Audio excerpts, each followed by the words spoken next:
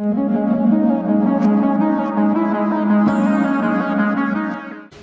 good afternoon. As I said, something completely different, right? This is not libraries, this is not partners, there's not even going to be a single ab init result in this presentation, right? I just wanted to give my perspective on what I learned in the last year, right? I've been working in the academic world for about a PhD and about 10 years of postdoc time, 5 years with Gianmarco and Xavier.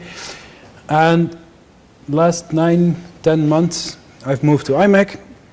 And IMEC, I mean, I'm saying industry, but IMEC is not really industry, right? IMEC is actually the world-leading R&D and innovation hub in nanotechnology and industry and digital technologies, right? I had to say that once and forget about it. It's basically a research institute in Leuven. It started off as a spin-off of the university 35 years ago. By now, it's 4,000 researchers. 97 nationalities, headquarters in Leuven, but there's 11 affiliated groups in Flanders universities. There's 5 other sites in Europe, 3 in US, and 5 in Asia. But we do a lot of modeling, actually. We have modeling all the way from ab initio to device level modeling. So full chips, full real devices. And IMEC, where I'm currently working, we have a ab initio group, core existing of 4 permanent people. At the moment, 6 PhD students and some industrial residents, people from companies that are in our group doing their research with our infrastructure, with our guidance. And hands full of people at IMEC and other groups that do ab initio work with our help. This is a bit what you read on the website, what IMEC does. We have CMOS and beyond CMOS, and then everything, blah, blah, blah, life sciences, artificial intelligence. But in the end, most of it is focusing at CMOS and beyond CMOS technology, right? That's the core business. We have 3 huge, gigantic clean rooms where we have 3 different sizes of wafers, and that's really the most advanced clean rooms for these kind of things that you find in the world. And you may ask why. Thing is, we collect all the different huge machines together. The different companies don't have all these different machines. We get the latest versions of the machines coming straight from ASML, which is actually building the machines to build the chips. But we also have a huge amount of spectroscopy tools to do the investigations. So we've been talking a lot about what we can do with ab init, what we want to do with ab initio codes, what are the challenges from like an academic point of view. But let me just sketch you now a few of the problems that we currently face in this industry, that we can all have a bit of a feeling what are the other uses for ab initio work. This is a typical example of what we encounter in memory. We need more and denser packing of memory cells, right? Faster memory and lower cost memory. The amount of data that we generate as a society is growing so fast that we need different kinds of memory.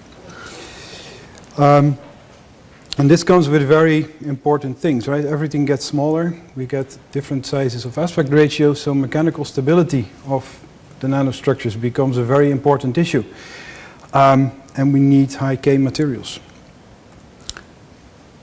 Different other types of architecture also have other types of needs. This is just a very schematic point, and I will later go into one of these little green boxes. It looks like just a little bit of an element, but this is actually many, many, many layers of materials being stacked on top of each other. And the final point is that we're moving away from old technologies, right? We're moving more and more towards new kinds of semiconductors, and this is all driven by size reduction and stacking of the place where the actual transistor sits in a gate stack. A special problem that you actually have here is that the transistors used to sit well down at the bottom just on top of the silicon. And if you then make them out of silicon, everything is nice and crystalline. But imagine now that you need to put them somewhere in your 3D memory stack, or you need to put them somewhere up in your processing unit, where we use them to switch off certain parts of the CPU, the temperature that you can use in the deposition process is very low. So we cannot put crystalline materials there anymore. In the end, everything becomes amorphous. And with that, we enter in a complete new class of materials, where we have no idea about chemical stability with respect to all the metals that are put in contact to these materials, let alone the physical properties of the amorphous phases of all these materials. And what we actually want to know is all these properties. This has been modeled for years in this industry by a sort of mesoscopic modeling, where people actually know all the properties of these materials and then make what they call compact modeling. But at the moment, new materials and all the parameters are not available. So that's another challenge. And then to make everything even more complicated is that on top of this, now everything also needs to be flexible and preferably transparent, right? So that means that the temperature of decomposition goes even further down. So everything basically becomes amorphous. We have nano-textured structures. So we need to go even in a more quantum description than we would like to go at all. And then finally, preferably everything is also biocompatible so that you can use it as chips on or in your body, right? So that's basically the challenges that we're facing. What does it actually mean?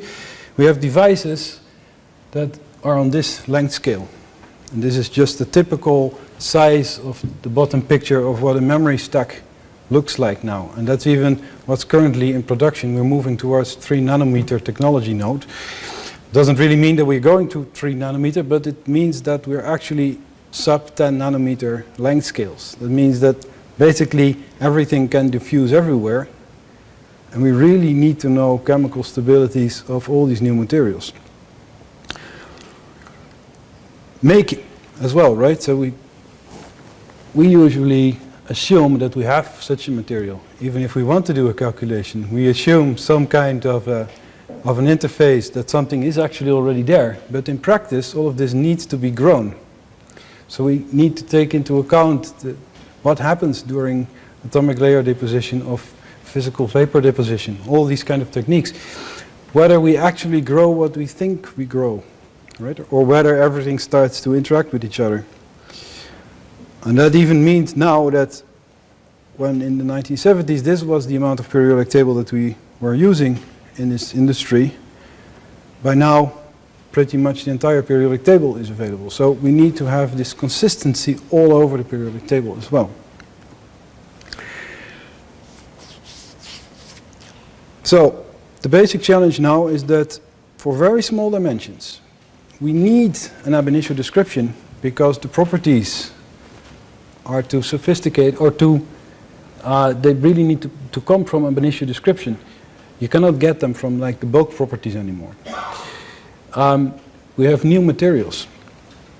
So at IMEC we're trying to make, because of trying to tackle all these problems, we're trying to make all these links between the different kinds of modeling. We're basically working mostly on the quantum mechanics ab initio level. And we move also into the atomistic approaches, where we basically still treat everything as atoms. But we kind of try to pull information from ab initio calculations and then move up one scale. But we need to provide information all the way across the length and time scales. This bar basically indicates where the actual systems that we need to simulate sit. So this is currently an overview of what we built in terms of interactions. And I will show you two examples, exact examples of the interaction from ab initio to the compact models, and an example of how we interact with thermal properties. So really from the ab initio towards the full device scale difference. So this is an example of the last one. And the problem that we face here actually is that the materials are on this level already so small, the layers, that you cannot plug in the bulk thermal properties anymore. So we need to actually simulate again phonons for the different sizes of the materials. And only then can we actually make a model scale up towards thermal properties. So the bulk part is still quite easy, but in the end where we need to go is we need to provide also properties for those materials that are amorphous and that have vacancies and that have all kinds of defects. So life is a little bit more complicated than crystalline materials. On the level of spintronics and memory, resistive memory, life is even more complicated, right?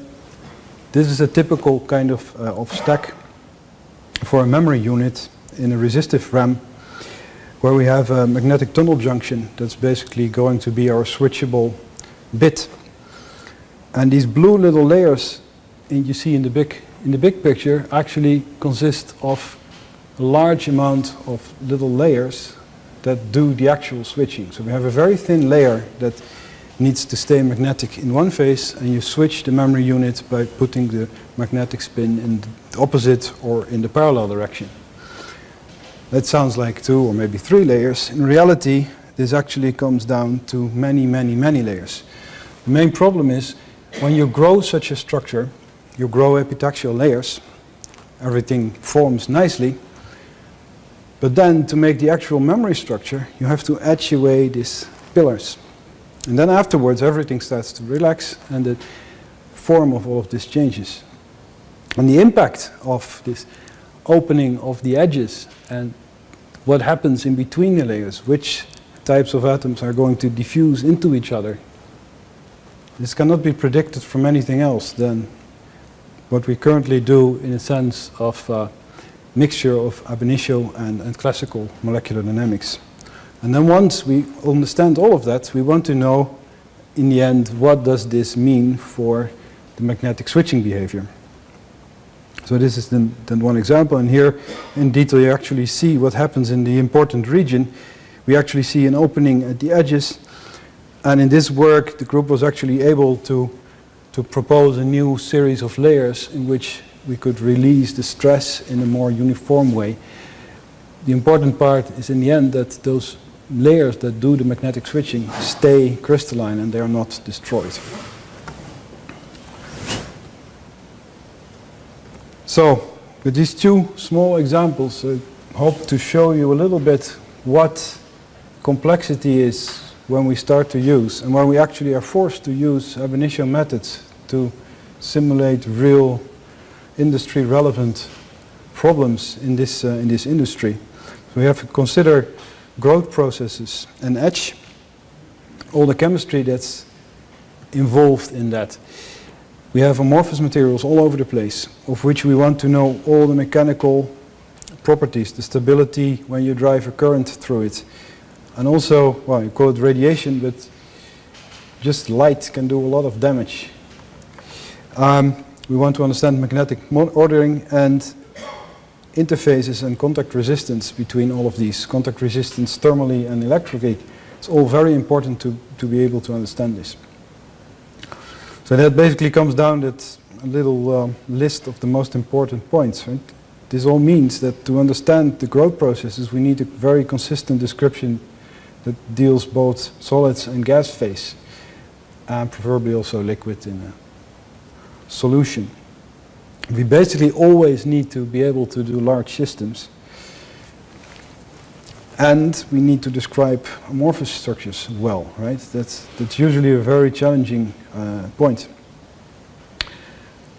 And then, in the end, we need to have a quantitative description of these large structures. So, that's a little overview, and with that I would like to end with this slightly philosophical ending slide.